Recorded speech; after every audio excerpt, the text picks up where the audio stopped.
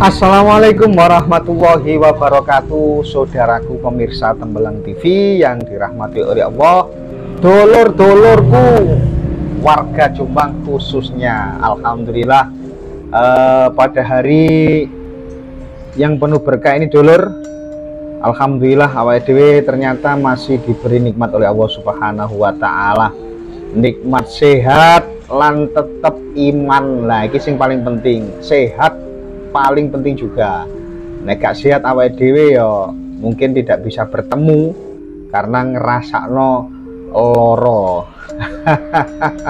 Makanya sehat ini harus kita syukuri bersama-sama saudaraku, dan saya juga berdoa kepada saudara-saudaraku semua, bolo-bolo pemirsa Tembelang TV, muga-muga tansah pinaringan sehat, seger kewarasan, dikai gampang menyelesaikan problematika kehidupan kita oleh Allah Subhanahu wa taala, sabar dalam menerima ujian, amin ya robbal alamin. Dulur, untuk di video saya kali ini saya akan kembali membaca antologi legenda Jombang. Iki buku nih wis bolak-balik tak dudono, buku sing ditulis karo Mas Dian Soekarno. Jadi Mas Dian Soekarno ini adalah seniman, terus sejarawan, ya budayawan juga Mas Dian Soekarno. Jadi terima kasih saya ucapkan kepada Mas Dian Soekarno, dan tentunya warga Jombang sendiri juga harus berterima kasih kepada Mas Dian Soekarno karena banyak buku yang telah ditulis oleh Mas Dian Soekarno, khususnya legenda Jombang, biar kita mengetahui tentang legenda atau cerita asal usul desa dan dusun di Kabupaten Jombang.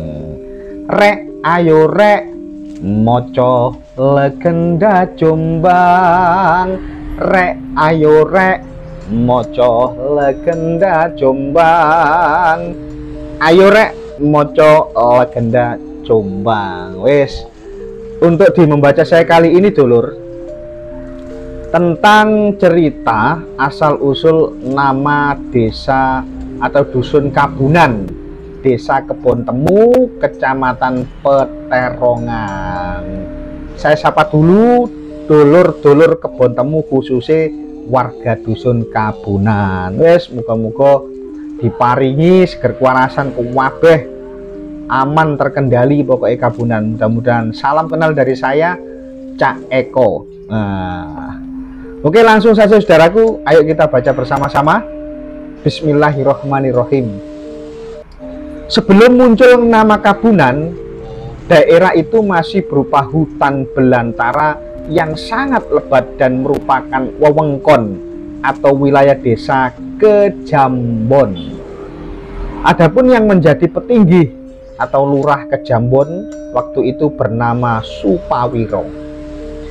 Sebagai seorang petinggi desa, Lurah Supawiro berusaha bersikap adil kepada seluruh rakyat, termasuk saudara laki-lakinya yang bernama Surowijoyo.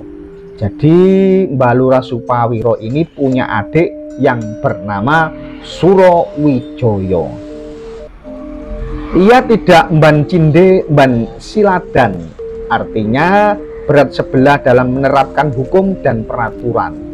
Semua diperlakukan sama, tidak ada yang diistimewakan. Jadi Mbak Lurah Supawiro ini adalah lurah yang adil. Hingga pada suatu hari Surowijoyo meninggal dunia, adik dari Mbak Lurah Supawiro. Saudara Lurah Supawiro ini ditakdirkan mati muda dan meninggalkan seorang istri cantik jelita yang bernama Sekarsari. Karena belum memiliki momongan, janda Surowijoyo diberi julukan Nyai Lanjar Kuning. Melihat janda Surowijoyo yang masih muda, tergiurlah hati Supawiro. Maka dengan berbagai dalih ia ingin memperistri janda Surowijoyo. Hal tersebut justru membuat Sekarsari ketakutan.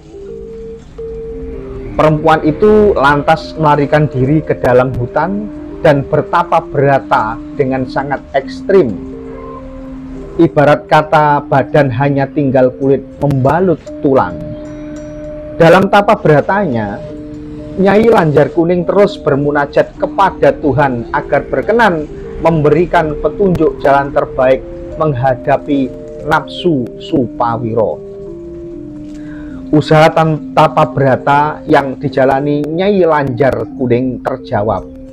Tidak lama kemudian Lurah Supawiro dipanggil menghadap Tuhan yang Maha Esa. Betapa sukacita hati Sekarsari alias Nyai Lanjar Kuning karena doa yang dipanjatkan kepada Tuhan siang dan malam terkabul. Ia lalu mengundang seluruh saudaranya yang masih berada di desa Kejambon untuk bersama-sama membuka hutan di sekitar tempat pertapaannya. Setelah dilakukan pembukaan kawasan hutan oleh orang banyak dan saudara-saudara Nyai Lanjar Kuning, kemudian terpampanglah sebuah kawasan baru untuk pemukiman. Betapa senang hati seluruh orang yang terlibat membuka kawasan hutan yang selama ini dianggap masih angker itu. Warga dan para saudara Nyai Lanjar Kuning kemudian mengadakan tasyakuran dengan menggelar tari pergaulan tayupan.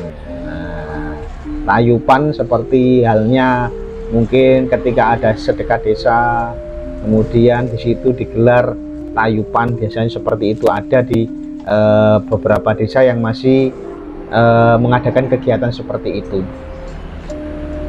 Pada saat itulah Nyai Lanjar Kuning mengumumkan nama daerah yang mereka buka dengan Kebuwenan atau Kembuen, artinya terpenjara, karena Nyai Lanjar Kuning pernah terpenjara di dalam hutan.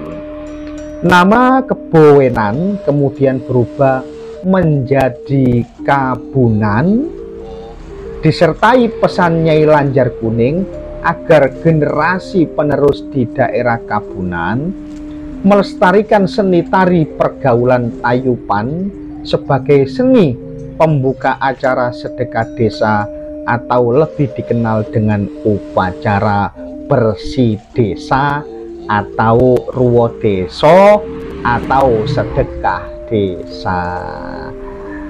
Dulur-dulurku kabeh, mungkin di desa-desa panjenengan masih ada acara sedekah desa, tasyakuran. Ini memang rasa bentuk syukur kita kepada Allah Subhanahu wa Ta'ala. Saudaraku, narasumber dari cerita ini adalah Bapak Sugiono, Kepala SDN Kebon Temu 1, Kecamatan Peterongan, Kabunan. Ya, mudah-mudahan apa yang saya sampaikan bermanfaat untuk saudara-saudaraku, masyarakat Kota Jombang khususnya, Kabunan, dan pemirsa Tembelang TV semuanya. Oke, terima kasih. Ada kekurangan saya mohon maaf yang sebesar-besarnya. Saya akhiri, wassalamualaikum warahmatullahi wabarakatuh.